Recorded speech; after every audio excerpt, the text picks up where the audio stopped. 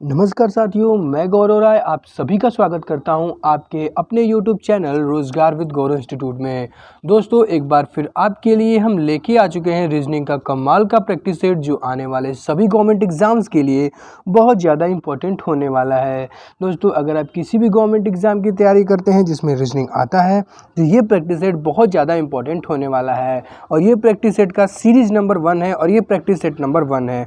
और हर practice set में आपको हम 10 most important type most repeated type question लेके आएंगे। तो चलिए दोस्तों, अब हम शुरू करते हैं आज के प्रैक्टिस सेट नंबर 1 को। तो ये रहा आज का मोटिवेशन। जिसने भी खुद को खर्च किया है, जिसने भी खुद को खर्च किया है, दुनिया ने उसी को क्या किया है, गूगल पे सर्च किया है। चलिए अब हम शुरू करते हैं आज के एक प्रैक्टिस सेट को।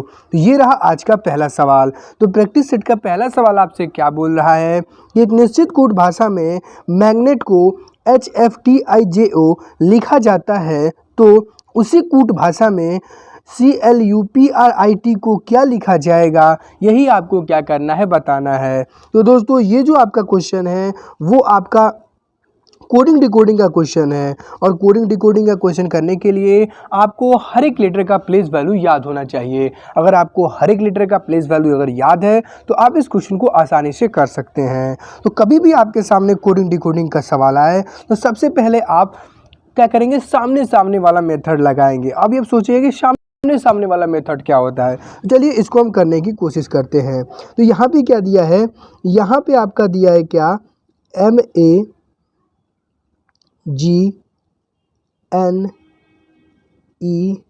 और T, और फिर इसका क्या दिया है, इसका जो लेटर दिया है वो दिया है HFTIJ और O।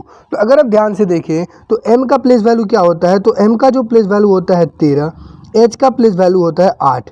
मतलब पहले क्या हुआ है आपका 5 माइनस, A का प्लेस वैल्यू होता है 1, और यहाँ पे A का प्लेस वैल्यू क्या होता है 1, F का प्लेस वैल्यू होता है 6। तो यहाँ पे क्या हुआ है, यहाँ पे आपका हुआ है 5 प्लस G का प्लेस वैल्यू क्या होता है, अगर आप G का प्लेस वैल्यू देखें तो होता है 7, और अगर T का प्लेस वैल्यू देखें तो होता है 20। तो डिफरेंस कितना का हो गया, 13 का हो गया। लेकिन अगर आप इस लेटर को ध्यान से देखें तो अगर आप G का अपोजिट पेयर याद रखते हैं तो G का जो अपोजिट पेयर होता है वो क्या होता है आपका T। तो यहाँ पे इसने क्या किया है, यहाँ पे इसने अपोजिट पेयर यूज किया है। फिर अगर देखें तो N की प्लेस वैल्यू क्या होती है आपकी 13, और उसके बाद I की प्लेस वैल्यू क्या होती है आपकी 9, सॉरी N की प्लेस वैल्यू होती है 14, I की प्लेस वैल्यू होती है 9, यानी यहाँ पे क्या हुआ आपका 5 माइनस, E की प्लेस वैल्यू होती है आपकी 5, J की प्लेस वैल्यू सॉरी E की प्लेस वैल्यू होती है आपकी 5, I की प्लेस वैल्यू होती है आपकी कितनी, यहाँ पे J की प्लेस वैल्यू कितनी होती है आपकी, J की होती है 10। तो यहाँ पे क्या हुआ है आपका 5 प्लस T की प्लेस वैल्यू क्या होती है आपकी 20, O की प्लेस वैल्यू क्या होती है आपकी 15। मतलब क्या हुआ है आपका 5 माइनस। तो अगर आप इस क्वेश्चन को देखें तो सबसे पहले क्या हुआ 5 माइनस, फिर हुआ 5 प्लस, फिर आया अपोजिट पेयर, फिर आया 5 माइनस, फिर आया 5 प्लस, फिर क्या आया आपका 5 माइनस। उसी तरीके से हमको क्या करना है, उसी प्रकार से हमको इस लेटर का क्या करना है, हमको निकालना है। तो अगर आप ध्यान से देखें तो यहाँ पे आपका क्या दिया है, CULPRI और T का हमको क्या करना है, निकालना है।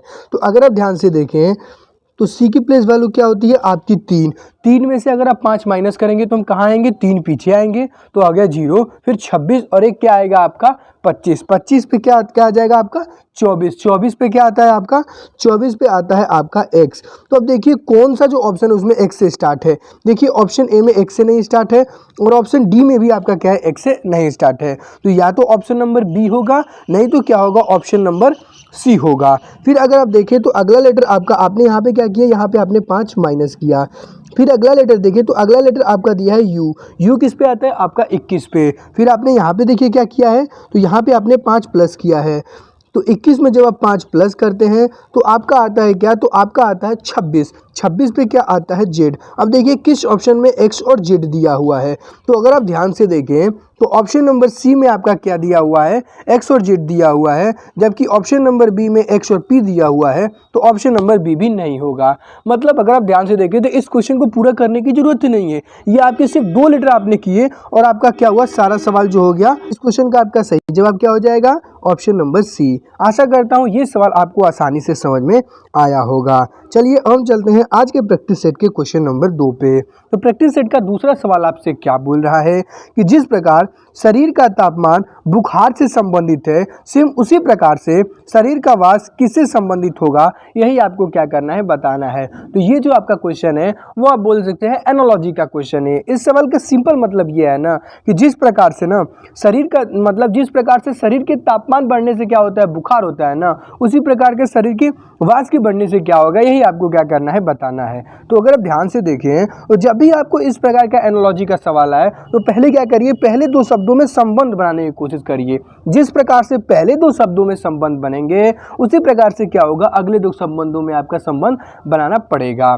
तो अगर ध्यान से देखें तो क्या बोल रहा है, शरीर का तापमान बढ़ता है तो क्या होता है, हमको बुखार होता है। जब शरीर का आपका वाष्प बढ़ता है तो शरीर के वाष्प बढ़ने से क्या होता है, आपका मोटापा बढ़ता है। तो मोटापा जो हो जाएगा इस क्वेश्चन का क्या हो जाएगा, आपका सही जवाब हो जाएगा। चलिए अब हम चलते हैं आज के तीसरे सवाल पे। तो आज का प्रैक्टिस सेट का तीसरा सवाल आपसे क्या बोल रहा है कि 4 शब्द दिए गए हैं जिसमें से 3 शब्द किसी प्रकार से समान हैं और एक असंगत है। उस असंगत शब्द का क्या करिए, चयन करिए। मतलब इस सवाल का सिंपल मतलब यह है, इसमें आपको 4 ऑप्शन दिए गए हैं और ये जो आपका सवाल है वो क्लासिफिकेशन का सवाल है। इस सवाल का सिंपल मतलब यह है, इसमें 4 ऑप्शन दिए गए हैं, 4 में से 3 ऑप्शन जो है वो समान है, एक ऑप्शन जो है वो सबसे अलग है और वही जो हो जाएगा इस क्वेश्चन का क्या हो जाएगा, आपका सही जवाब हो जाएगा। तो अगर आप इस क्वेश्चन को ध्यान से देखें तो ऑप्शन नंबर ए में दिया गया है आपका क्या, ऑप्शन नंबर ए में दिया हुआ है आपका बढ़ई, ऑप्शन नंबर बी में दिया हुआ है नौकरी, ऑप्शन नंबर सी में दिया हुआ है वस्तुकार, ऑप्शन नंबर डी में दिया हुआ है पत्रकार। तो अगर आप ध्यान से देखें तो बढ़ई जो होता है वो क्या होता है, एक पेशा होता है। नौकरी जो होता है वो क्या होता है, पेशा होता है। पत्रकार जो होता है वो क्या होता है, पेशा होता है। तो ये तीनों तो क्या हो गए, पेशे हो गए, मतलब क्या हो गए, आपके समान हो गए। लेकिन जो ऑप्शन नंबर सी वस्तुकार होता है वो आपका पेशा नहीं होता है। तो ऑप्शन नंबर सी जो हो जाएगा इस क्वेश्चन का सही जवाब हो जाएगा। तो इस क्वेश्चन का जो सही जवाब हो जाएगा वो क्या हो जाएगा, आपका ऑप्शन नंबर सी हो जाएगा। चलिए हम चलते हैं आज के प्रैक्टिस सेट के अगले सवाल पे। तो आज का प्रैक्टिस सेट का चौथा सवाल आपसे क्या बोल रहा है कि निम्नलिखित श्रृंखला को पूरा करिए। यानी इस सवाल का सिंपल मतलब यह है कि ये आपको जो सीरीज दिया हुआ है 30 क्वेश्चन मार्क 83 118 160 210, तो इस क्वेश्चन मार्क की जगह पे क्या भरा जाएगा, यही आपको क्या करना है, बताना है। तो ये जो आपका क्वेश्चन है वो सीरीज का क्वेश्चन है। इस क्वेश्चन को क्या कर सकते हैं, आप आसानी से कर सकते हैं। मैंने आपको बताया है कि कभी भी आपको सीरीज का सवाल दिखे तो सबसे पहले आप क्या करिए, डिफरेंस निकाल के करने की ट्राई करिए। अगर आप इसको डिफरेंस निकाल के करने की ट्राई करेंगे तो लगभग सारे सवाल क्या हो जाएंगे, आपके हो जाएंगे। तो अगर आप इस क्वेश्चन को ध्यान से देखें तो क्या दिया हुआ है आपका 30 क्वेश्चन मार्क 83 118 160 और क्या दिया हुआ है आपका 120। तो अगर आप ध्यान से देखें तो 83 से अगर आप 118 तक जाते हैं तो आपका कितने का डिफरेंस है, तो आपका जो डिफरेंस है वो है आपका 35 का। फिर आप 118 से फिर कहाँ जाते हैं, 160 तक जाते हैं तो आपका कितने का डिफरेंस है, तो 42 का डिफरेंस है। 160 से 120 तक जाते हैं तो आपका कितने का डिफरेंस है, तो यहाँ पे आपका प्लस 50 का डिफरेंस है। अगर आप ध्यान से देखें तो यहाँ से अगर आप यहाँ गए तो आपका कितने का डिफरेंस हुआ, यहाँ से आप यहाँ गए तो आपका कितने का डिफरेंस हुआ, 6 का। यहाँ से अगर 42 से 50 तक गए तो आपका डिफरेंस कितना हुआ, 8 का हुआ। मतलब पीछे आएंगे तो आपका कितने का डिफरेंस होगा, तो यहाँ पे डिफरेंस 6 का होगा। मतलब यहाँ पे आपका क्या होगा, 29 प्लस, क्या हो जाएगा आपका 29 प्लस। तो जब आप 30 में 29 जोड़ेंगे तो क्या करेंगे, अगर आप क्या 29 प्लस होगा, अगर 83 में 29 माइनस करते हैं तो आपका क्या आ जाएगा 54, और जब आप 30 में 24 जोड़ेंगे तो आपका क्या आ जाएगा 54। और देखिए 54 इस क्वेश्चन का क्या हो जाएगा, आपका सही जवाब हो जाएगा। अगर आप इस क्वेश्चन को ध्यान से देखें तो क्या हुआ, 24 से यहाँ पे देखिए 24 से 29 गया 5 प्लस, 29 से 35 गया 6 प्लस, 35 से 42 गया 7 प्लस, और यहाँ से 42 से 50 गया तो क्या हो गया 8 प्लस।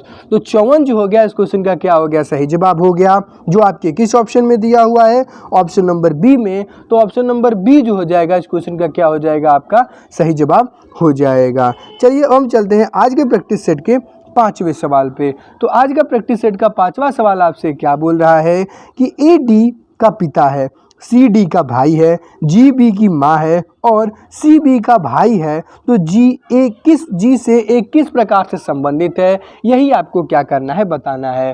तो मैंने आपको बताया है ये जो आपका सवाल है वो ब्लड रिलेशन का सवाल है, और ब्लड रिलेशन का सवाल करने के लिए आपको क्या करना होता है, आपको सबसे पहले रिलेशन बनाना होता है। तो इसमें क्या बोला है कि ए डी का पिता है, जो ये ए है क्या करते हैं, मेल के लिए क्या करते हैं, पुरुष के लिए क्या करते हैं, प्लस करते हैं। तो ए जो है क्या है आपका, ए जो है आपका डी का पिता है।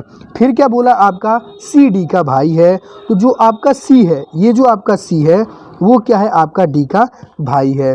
फिर क्या बोला, सी जो है आपका डी का भाई है, जी बी की माँ है, जी और बी का कोई रिलेशन यहाँ पे नहीं है तो हम क्या करेंगे, इसको स्किप कर देंगे, अब हम आगे करेंगे।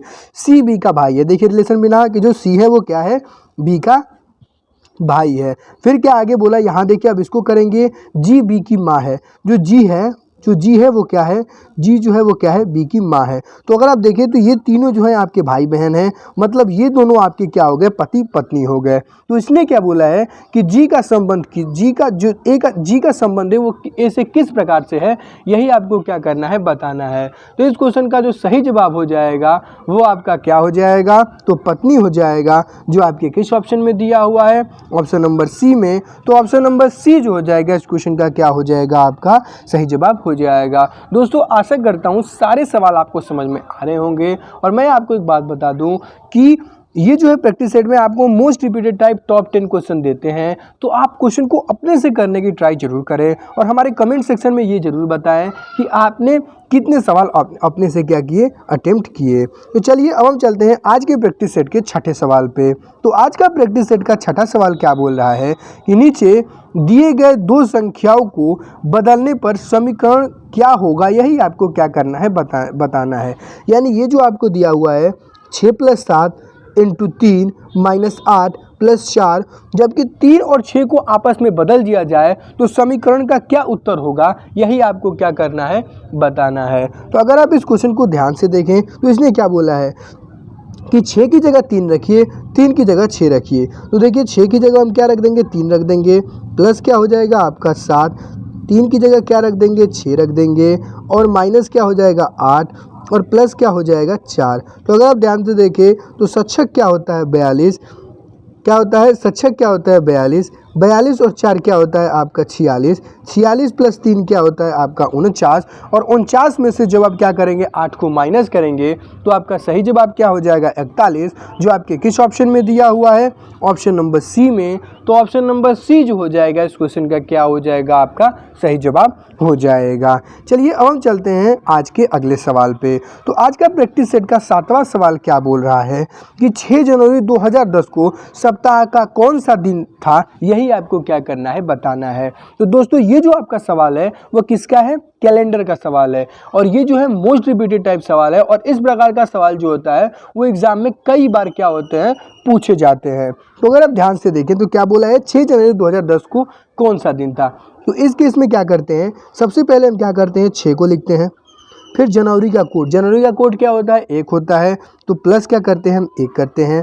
फिर 2010 दिया हुआ है, क्या दिया हुआ है 2010, तो 2000 में 10 दिया हुआ, जो 10 एक्स्ट्रा दिया हुआ है इसको हम लिख लेते हैं। फिर क्या करते हैं, 2000 में विषम दिन की संख्या क्या होती है, तो 400 में विषम दिन की संख्या होती है 0, मतलब 2000 में विषम दिन की संख्या क्या हो जाएगी आपकी 0। तो आप क्या कर देंगे 0 प्लस, फिर आप क्या करते हैं, इस 10 में लीप ईयर की संख्या लिखते हैं, तो लीप ईयर में 10 की संख्या हो जाती है आपकी 2। फिर आप क्या करते हैं, 5 एक्स्ट्रा जोड़ देते हैं। तो अगर आप इसको जोड़ें, सबको जोड़ के क्या कर देते हैं, 7 से डिवाइड करते हैं, तो 5 और 2 क्या होता है 7, 7 और 7 क्या होता है 14, 14 और 10 क्या होता है आपकी 24। और जब आप 24 को 7 से डिवाइड करते हैं तो आपका रिमाइंडर क्या बचता है 3, और 3 किस दिन का कोड होता है? तो 3 जो होता है वो बुधवार का कोड होता है, जो आपके किस ऑप्शन में दिया हुआ है? ऑप्शन नंबर डी में। तो ऑप्शन नंबर डी जो हो जाएगा इस क्वेश्चन का क्या हो जाएगा? आपका सही जवाब हो जाएगा। दोस्तों आशा करता हूँ सारे सवाल आपको समझ में आ रहे होंगे। चलिए अब हम चलते हैं आज के प्रैक्टिस सेट के अगले सवाल पे। तो आज का प्रैक्टिस सेट का 8वां सवाल आपसे क्या बोल रहा है? आज का प्रैक्टिस सेट का 8वां सवाल आपसे बोल रहा है कि एक पंक्ति में मानस बाईं ओर से 29वें और दाईं ओर से 33वें स्थान पर है, तो उस पंक्ति में मानक कितने विद्यार्थी बैठे हैं? मतलब ये क्वेश्चन का सिंपल मतलब यह है कि एक मानस है, उस मानस में बाईं ओर से 29 छात्र बैठे हुए हैं और दाईं ओर से आपके कितने बैठे हुए हैं? 33 बैठे हुए हैं। तो इसने पूछा है कि इसमें टोटल विद्यार्थी कितने बैठे हुए हैं, ये आपको क्या करना है? बताना है। तो जब भी आपको इस प्रकार का सवाल आए तो आपको क्या करना होता है? जब आपसे टोटल पूछे, क्या करें, कभी भी आपसे टोटल पूछे तो आप एक चीज़ करिएगा, लेफ्ट और राइट दिया हो तो लेफ्ट प्लस राइट एक विद्यार्थी पर लेफ्ट प्लस राइट -1 कर दीजिएगा। इस क्वेश्चन का क्या हो जाएगा? सही जवाब हो जाएगा। तो अगर आप इस क्वेश्चन को ध्यान से देखें तो लेफ्ट से आपको क्या करना है? टोटल ही बताना है। तो इसने लेफ्ट से कितना दिया है? 29। राइट से कितना दिया है? आपका 33। 29 प्लस 33 क्या होता है? आपका 29 प्लस 33 हो जाएगा 62 और एक माइनस करना था तो 62 माइनस 1 हो जाएगा 61 और 61 जो हो जाएगा इस क्वेश्चन का सही जवाब हो जाएगा, जो आपके किस ऑप्शन में दिया हुआ है? ऑप्शन नंबर ए में। तो ऑप्शन नंबर ए जो हो जाएगा इस क्वेश्चन का क्या हो जाएगा? आपका सही जवाब हो जाएगा। चलिए अब हम चलते हैं आज के प्रैक्टिस सेट के 9वें सवाल पे। तो आज का प्रैक्टिस सेट का 9वां सवाल आपसे क्या बोल रहा है कि निम्नलिखित श्रृंखला को पूरा करिए। यानी ये भी जो आपका सवाल है वो नंबर सीरीज का सवाल है। इस सवाल का सिंपल मतलब यह है कि जिस प्रकार से इस 9 का संबंध 38 से है, फिर 38 का संबंध 154 से है, 154 का संबंध 118 से है, सेम उसी प्रकार से जिस प्रकार से इन चारों संख्या को आपस में संबंध बन रहे हैं, उसी प्रकार से इस क्वेश्चन मार्क के जगह पे क्या भरे जाएंगे, यही आपको क्या करना है? बताना है। तो अगर आप इस क्वेश्चन को ध्यान से देखें तो अगर आपको 9 से 38 तक जाना है और कभी भी आपको सीरीज का सवाल आए तो सबसे पहले डिफरेंस निकाल के ट्राई करिए। लेकिन अगर आप यहाँ से देखें तो डिफरेंस से तो ये सवाल नहीं होने वाला है। तो अगर आप इस क्वेश्चन को ध्यान से देखें तो अगर आप क्या करते हैं, 9 का 2 गुना करते हैं, क्या करते हैं? 9 का 4 गुना करते हैं तो क्या हो जाएगा? 36। 36 प्लस 2 कर देंगे तो आपका क्या हो जाएगा? 38। मतलब आप इस क्वेश्चन में क्या कर रहे हैं? 4 गुना कर रहे हैं और 2 की क्या कर दे रहे हैं? जोड़ दे रहे हैं। ठीक। फिर अगर आप देखें तो 38 का 4 गुना करते हैं तो आपका होता है 152 प्लस 2 करेंगे तो आपका हो जाएगा 154।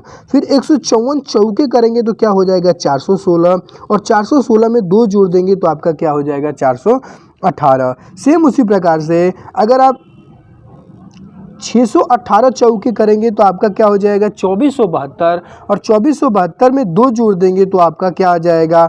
2474 और 2474 जो हो जाएगा इस क्वेश्चन का सही जवाब हो जाएगा, जो आपके किस ऑप्शन में दिया हुआ है?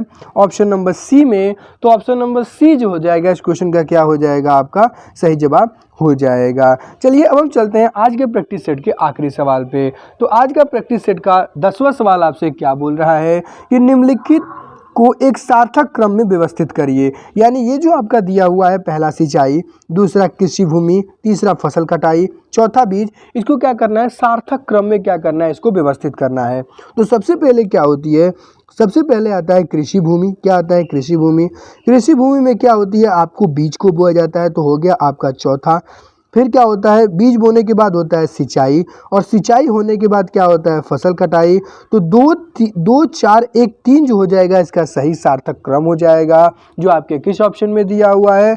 ऑप्शन नंबर सी में। तो ऑप्शन नंबर सी जो हो जाएगा आपका सही जवाब हो जाएगा। दोस्तों आशा करता हूँ सारे सवाल समझ में आए होंगे और अगर आपको ये वीडियो अच्छी लगे तो हमारे वीडियो को लाइक, चैनल को सब्सक्राइब और अपने दोस्तों तक शेयर करना ना भूलें। तब तक के लिए धन्यवाद। मिलते हैं आपसे दूसरे प्रैक्टिस सेट में। जय हिंद, जय भारत।